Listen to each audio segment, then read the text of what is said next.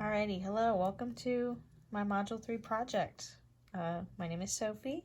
This is the plants in the food that I eat.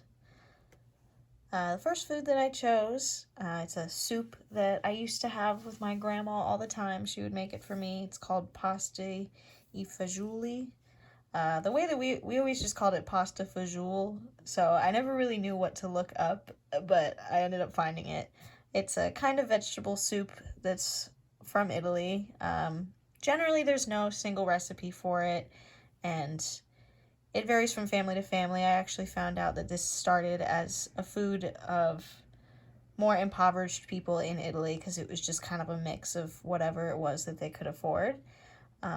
Generally, though, the plants that are in this, they'll have black beans, white beans, carrots, celery, tomatoes, and onions. Sometimes there's chickpeas, and then there's a mix of different kinds of pasta, and then usually some kind of meat, usually ground beef, ground turkey. I remember having this at my grandma's house pretty much every time I used to go when I was a kid, and we call it grandma soup in my house, so that's pretty much what it's known for. The next meal is gumbo.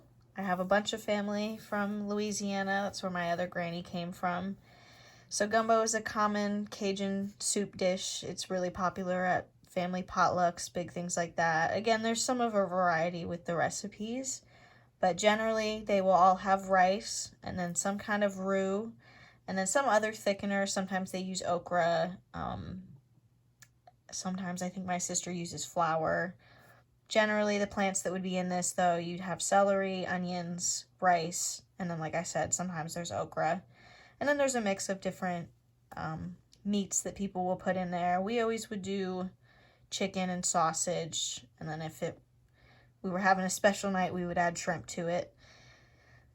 This is, again, a family recipe from my granny. I remember having this for the first time, actually, at a family reunion in Louisiana, and it was big gumbo pot. It was probably the best thing I'd ever had at that point. And then another common Cajun dish, jambalaya. This one has been a family staple of mine. We would definitely cook this a lot when I was growing up at my house. Again, got the recipe from my granny. There is, again, a lot of variety in the recipe. Generally, though, it is rice or some kind of pasta, usually rice, though, and then a mix of meat and vegetables, and then some kind of Cajun seasoning or sauce. So generally this would have rice, onions, green peppers, sometimes thyme and bay leaves, sometimes celery, and then we would usually cook it with sausage or chicken. This one has always been a favorite of mine, and I just recently learned how to make this on my own, so this is definitely a good staple dinner. It's pretty easy to make and is always good. This is another one that I actually did not know the name of. My dad used to make this a lot, and he still does.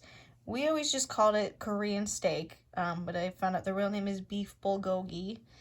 It's a kind of steak dish that's from Korea, where you would marinate beef for a while, like a thin cut beef, and then we would usually serve it with pita bread, kind of do little sandwiches. And then this one would usually have sesame seeds, green onions, garlic, and black pepper. Those are kind of the most common parts of it. Again, this is kind of a family staple. My house tended to recycle recipes a lot, so this was one of those that we would just kind of cook every few weeks just because it was so tasty. And then the last one I am choosing is shepherd's pie. Again, another kind of family staple. My dad spent some time in the UK, and he really liked this, so he made this for us once. I remember really enjoying it, and then ever since then we make it every once in a while. It's a pretty popular casserole dish from the UK. The plants in this would be potatoes, onions, carrots, black pepper, parsley, peas, and then sometimes there'd be corn, and sometimes, yeah, corn. That's all that was in there. But yeah, generally has the same few ingredients. Generally kind of looks about the same, but you know, some people vary in what vegetables they include and don't include in it. And that's going to be it for me. So thank you guys so much for watching. Appreciate it, and I'm excited to learn about your meals as well.